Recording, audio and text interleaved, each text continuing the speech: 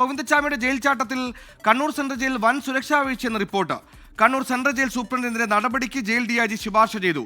Jail ചാടി ഗോവിന്ദച്ചാമി തമിഴ്നാട്ടിലേക്ക് കടക്കാൻ പദ്ധതിയിട്ടിരുന്നതായും റിമാൻഡ് റിപ്പോർട്ടിലുണ്ട്. ജയിലിൽ കഞ്ചാവും മദ്യവും സുലഭമാണെന്ന് ഗോവിന്ദച്ചാമി മൊഴി നൽകി. ഗോവിന്ദച്ചാമി മൊബൈൽ ഫോൺ ഉപയോഗിച്ചതായും വിവരമുണ്ട്.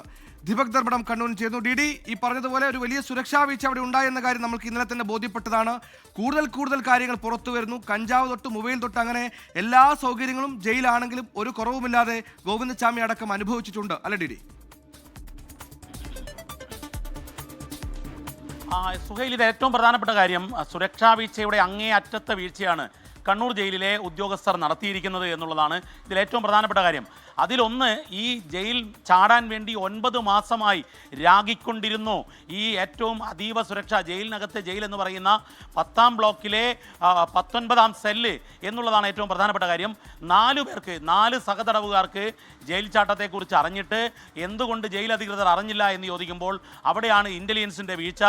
മറ്റൊരു പ്രധാനപ്പെട്ട കാര്യം, ഈ ജയിൽ ചാട്ടത്തിന് കുറച്ച് ദിവസം മുൻപ് ഫോൺ ഉപയോഗിച്ചിരുന്നു എന്നുള്ളതാണ് മറ്റൊരു പ്രധാനപ്പെട്ട കാര്യം. അത് ആ കുറ്റസമ്മതം നടത്തുകയും ചെയ്തിരിക്കുന്നു ഗോവിന്ദച്ചാമി പോലീസിനോട്. മാത്രവുമല്ല, ഒരു തമിഴ്നാടുകാരനായ പാലക്കാട് ടവറിൽ അപ്പോഴുണ്ടായിരുന്ന ഒരാളുമായാണ്, ഷെൽവം എന്നാണ് പേര്, അയാളുമായാണ് സംസാരിച്ചത്. അയാളുമായി സംസാരിച്ചതിൻ്റെ വിശദാംശങ്ങളൊക്കെ പോലീസ് പരിശോധിക്കുന്നതേ ഉള്ളൂ. മറ്റൊരു പ്രധാനപ്പെട്ട കാര്യം, ഈ ജയിലിലെ ഒരു ഷിഹാബ് എന്ന മറ്റൊരു തടവുകാരൻ NDPS കേസിലെ പ്രതിയാണ്.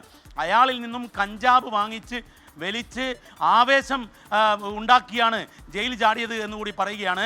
4 പേർക്ക് കൃത്യമായി അറിവുണ്ടായിരുന്നു. അതൊന്ന് ഈ 19ാം സെല്ലിലെ സഹതടവുകാരനായ തേനി സ്വദേശി സുരേശനാണ്. ഇതുകൂടാതെ വിശ്വനാഥനും അതുപോലെ സാബുവും, ഇങ്ങനെ 4 പേർക്ക് ജയിൽ ചാട്ടം അറിയാമായിരുന്നു.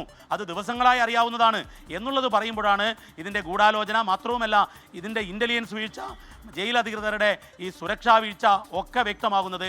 ഏതായാലും ഇപ്പോൾ സർക്കാർ വലിയ അന്വേഷണം പ്രഖ്യാപിച്ചു കഴിഞ്ഞു. പക്ഷേ എന്നിരുന്നാലും ഈ കണ്ണൂർ ജയിലിൽ നിന്നുമുണ്ടായ ഈ ചാട്ടത്തിന് പുറകിൽ ആ രാത്രി ഡ്യൂട്ടിയിൽ ഉണ്ടായിരുന്നവർ, ഒപ്പം തന്നെ ജയിലിൻ്റെ പൊതുവെ സുരക്ഷാ ചുമതലയുള്ളവർ വലിയ വീഴ്ചയാണ് വരുത്തിയത്. പോലീസ് 4 മണിക്കൂർ കൊണ്ട് പിടിച്ചതുകൊണ്ട് മാനം രക്ഷപ്പെട്ടു എന്ന് മാത്രമേ നമുക്ക് പറയാൻ സാധിക്കുകയുള്ളൂ. ഓരോ മണിക്കൂറുകളിലും വരുന്ന പുതിയ വിവരങ്ങൾ, ജയിലിലെ അതീവ സുരക്ഷാ വീഴ്ച, നിയമലംഘനങ്ങൾ ജയിലിൽ തുടരുന്നു എന്നുള്ളതാണ് സുഹൈൽ.